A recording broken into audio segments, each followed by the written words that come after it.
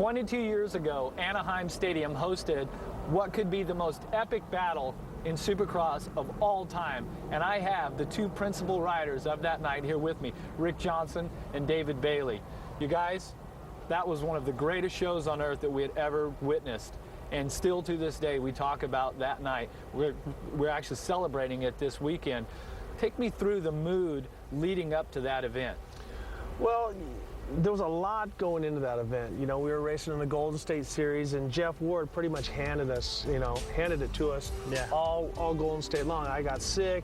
We were having trouble with the bikes. That was the year that we went to production bikes in '86, and Wardy was on fire. So we thought, you know, if we could go in there and salvage maybe, you know, the two of us or three of us try to get on the podium, we'll be doing good.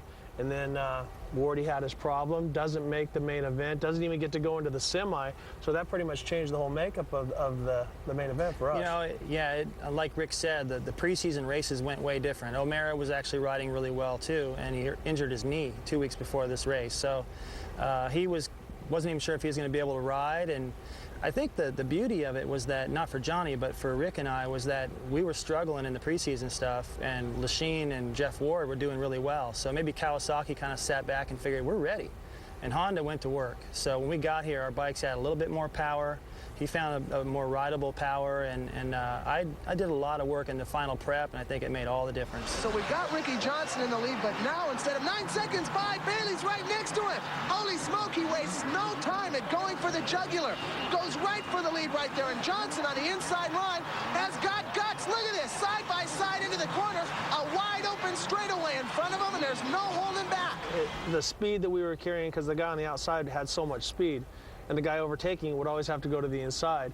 And there was bumps. I mean, I think the hardest hit was me hitting David wheel to wheel, but it was never... Yeah, that was pretty hard. It wasn't that hard. I should have knocked you down.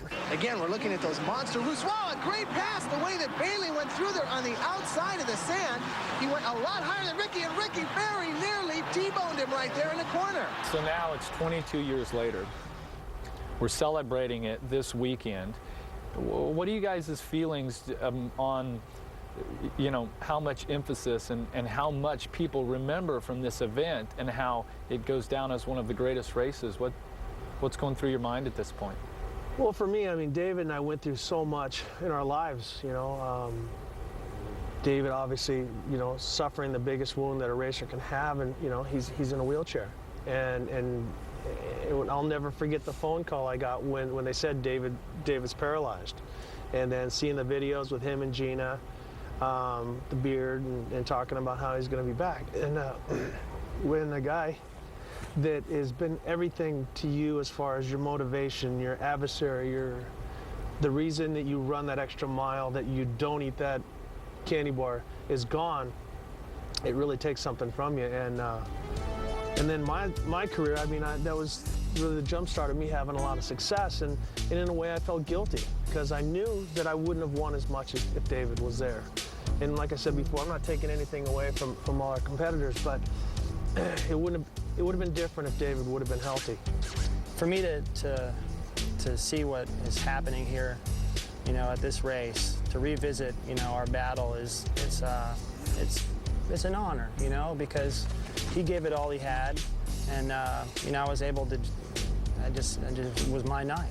If he hadn't have fought so hard to try to win that race, then we wouldn't be talking about it. It wouldn't be anything. It wouldn't mean anything. So you know, the kind words from Rick towards me, I really appreciate it, and right back at you. You know, I mean, he was such a fighter. That's why the race was great. That's why we're here again, revisiting it.